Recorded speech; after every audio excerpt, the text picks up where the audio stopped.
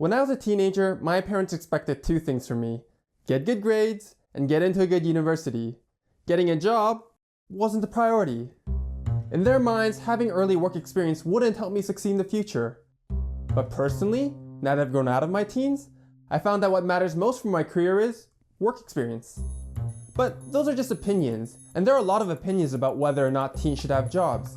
Working builds character and teaches valuable life skills. Working builds stress and takes time away from school. Teenagers who work get a head start on their careers. Teenagers who work get caught up with making chump change instead of aiming for better jobs in the future. So what's the truth? Is working good or bad for teenagers and their careers?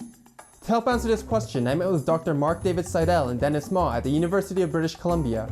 They're two of the authors of a 2014 research paper titled Beneficial Child Labor. Really?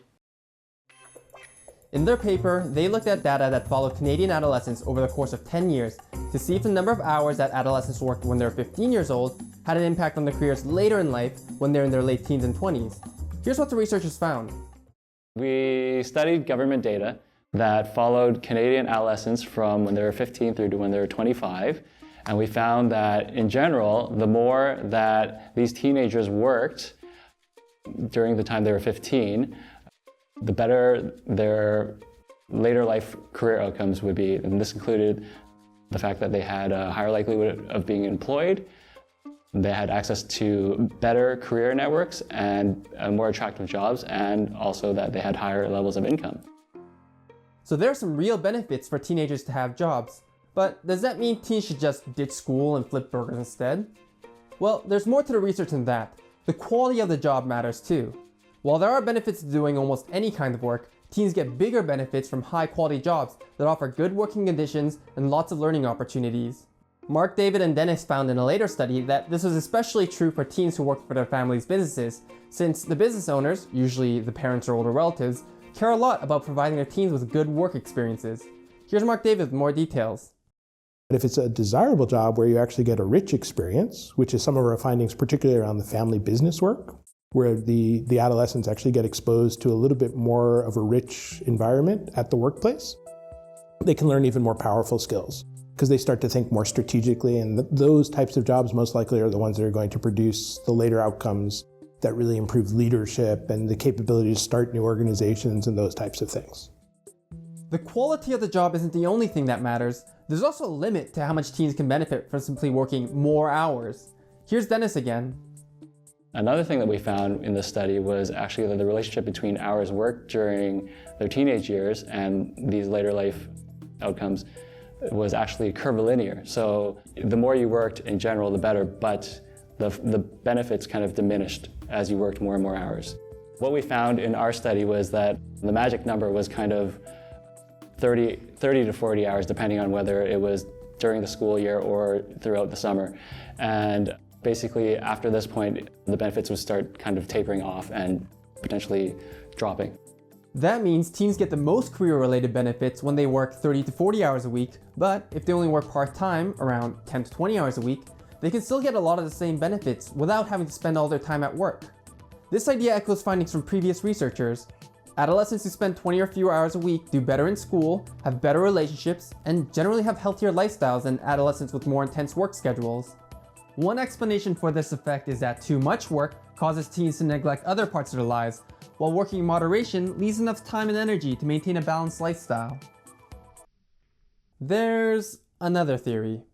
Yes, working part-time versus full-time leads to different outcomes, but that isn't because of the number of hours that teens work.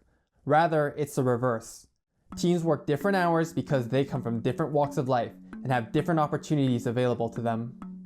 A lot of the old literature that's been analyzed in terms of job outcomes, there are effects because there's a lot of discrimination in society based on gender, based on race, based on various other demographic characteristics, socioeconomic status in particular. These types of components generally end up with worse job outcomes, even though Canada is a supposedly less discriminatory society than a lot of others. There's still discriminatory outcomes and differential outcomes. What kinds of differential outcomes exactly?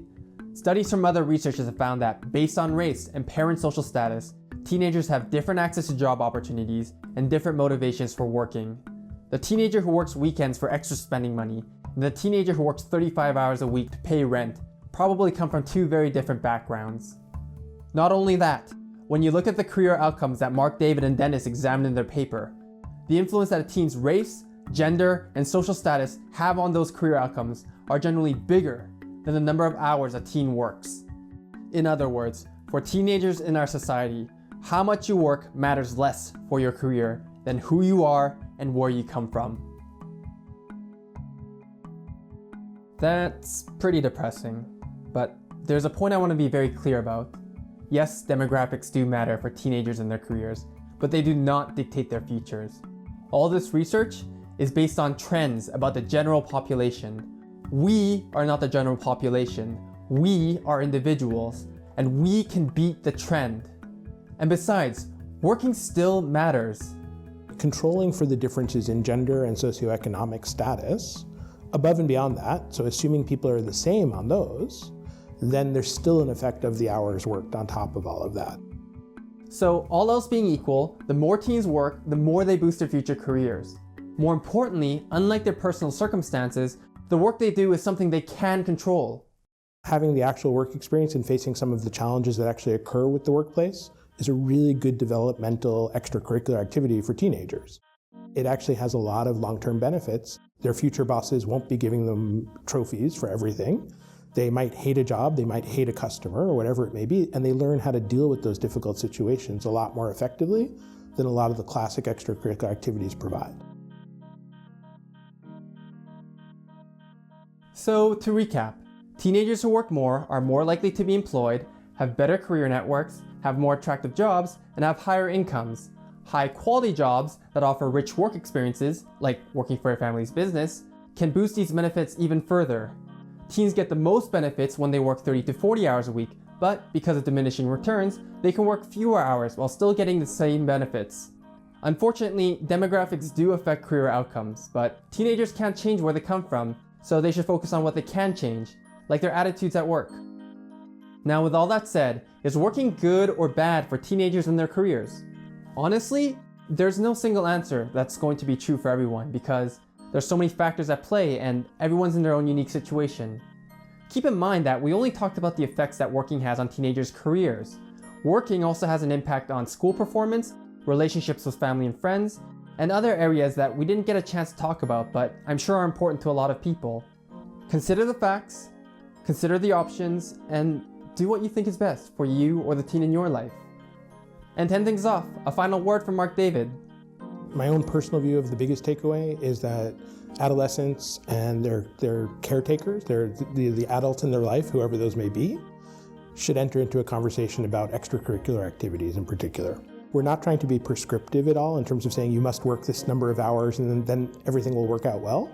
The key takeaways on it though are there's a possibility that work will help. Think about what the qualitative aspects are of that work though, and try to make those work experiences as rich as possible, and be okay to fail as well. So take jobs sometimes that are hard, that are difficult to succeed at, and there's lots of learning that can come from failure as well. Hey, thanks for watching this very first episode of Work Forward. If you enjoyed this video, please like and subscribe, and share this with a friend. Special thanks to Mark David Seidel and Dennis Ma at the University of British Columbia for their interviews, and to Marjan Hausman at the University of Hawaii at Manoa for advising on the script. I'm Austin Lee, and hope you find new ways to push your work forward.